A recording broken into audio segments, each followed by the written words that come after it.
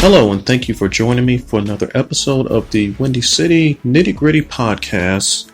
I'm your host, Walter Hefner, and on this episode, I want to do a quick recap of the 2020 NBA All-Star Game, which was held this year in my hometown of Chicago.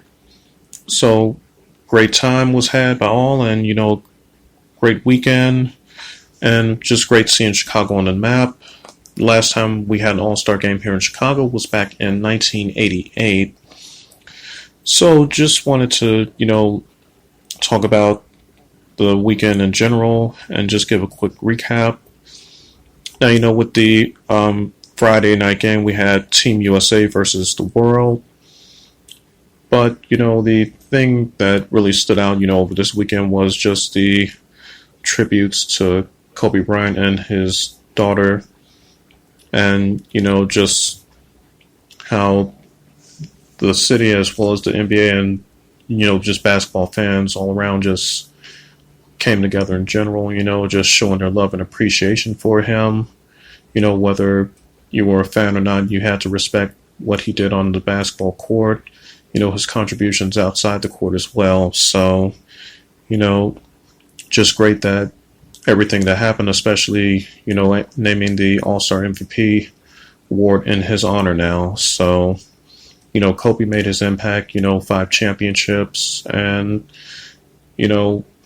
thank God for the life he lived. Thank God for what we're going to remember him for, what he did on the basketball court, his body of work on the basketball court. So, just want us to remember him for that, and I'm sure all basketball fans, will remember their favorite athletes, for what they did in their sport. So that's how we should and ought to remember Kobe Bryant or any athlete that passes, just remember them, for the great moments they gave us, So that's one of the great things and the best way to honor their memory, just remember them for what they did on the court. So with the Friday game, USA versus the world, became the Zion Williamson show. So with Zion, he's showing he is one of the future cornerstones of the NBA. So look for great things to come out of him. And then with Saturday, we had the skills challenge as well as the 3-point contest, and want to talk about the dunk contest. Now, I'm sure all will agree with this, but the Orlando Magic's Aaron Gordon got robbed.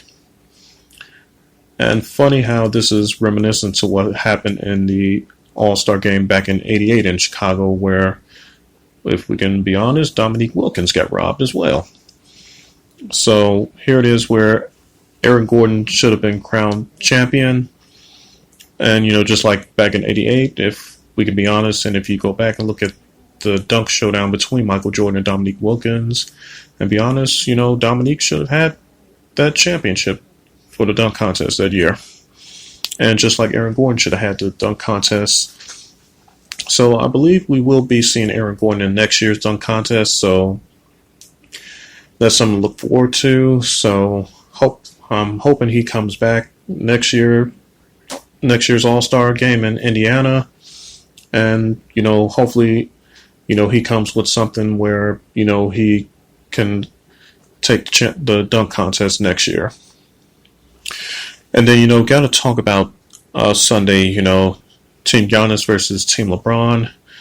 Got to talk about the opening of the Sunday game especially. So much happened, so much went on, especially, the things that really stood out to me was Common's little older tribute to Chicago, the mention of so many different Chicago heroes and icons, if you will. And, the one name that wasn't mentioned was Anthony Davis from the Lakers. So I'm sure that wasn't intentional on Common's part, but, when you listen to the names that were being mentioned, there was no mention of Anthony Davis, but, I'm sure when Common was putting this together, he was trying to, remember everybody that he could from Chicago. But like I said, I don't think this was intentional at all on Common's part. So, let's not forget that Anthony Davis is a Chicagoan as well, and he's making his contributions to the game also. So,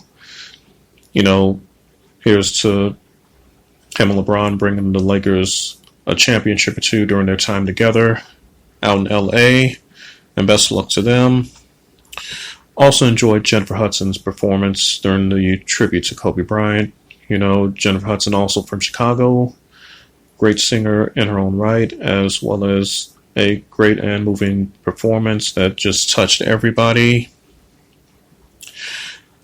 And, also the opening sequence when they had the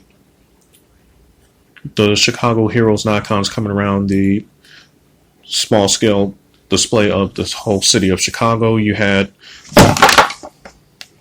Michael Jordan, you had President Obama, Isaiah Thomas, Dwayne Wade, Chance the Rapper, Keke Palmer. You had Jesse Williams from Grey's Anatomy, and blues legend Buddy Guy. Just name some of the ones that were standing around that map and just talking about their time in Chicago, what it was like to be in Chicago, and just talking about the impact that, basketball players from Chicago has had on the NBA in general. So, glad about that. And then the other thing that a lot of people are talking about is Shaka Khan's performance of the national anthem.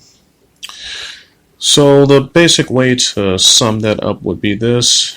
It was not near the level of when Marvin Gaye did his rendition of the national anthem. However, it could have been worse because comedian and actress Roseanne Barr had sung the national anthem at a baseball game, and trust me, it doesn't get any worse than that. You can go find that video on YouTube and you'll see that Shaka Khan's performance is somewhere in the middle. Not going to call it a bad performance because I've heard and seen worse. So, you just got to give her credit. Shaka Khan being a Chicagoan as well, so we just have to give her credit for her rendition of it and her own take. So not everybody's going to sing the national anthem the same way. Everybody's going to sing it differently, put their own little spin or twist on it to make it memorable. Just as, with Whitney Houston did the national anthem at the Super Bowl one year, everybody still talks about it as one of the best national anthem performances, right up there with Marvin Gaye's as well. So, everybody's different. Everybody's going to do theirs different. So we're just going to put Shaka Khan somewhere in the middle because it could have been a lot worse. But out of all the players that stood out this weekend, I have to tip my hat to the Atlanta Hawks' Trae Young, because you had him on Friday night. He played in the U.S. versus the World game. Saturday night, he participated in the three-point contest, and then he also played in Sunday's game. So Trae Young is one of those players to look out for that's on the rise as well. So I look for big things to come out of him, as well as him to have a bright future in the NBA. So again, Trae Young is one of those guys to look out for and just be on the lookout for, because I'm expecting great things out of him. When it comes to an All-Star weekend, some guys, have done two things. Like, for example, back in '88, Michael Jordan did the dunk contest, and then he participated in the All-Star game that Sunday. And here's Trae Young, did the whole weekend, the U.S. versus the World game, three-point contest, and then Sunday's game. So, I would say look out for Trae Young to be on the rise and make his impact in the NBA as well. So that's all my time on today. So, don't forget to follow us on Instagram as well as Twitter, Windy City Nitty Gritty Podcast, and subscribe to our YouTube channel. I'm Walter Hefner.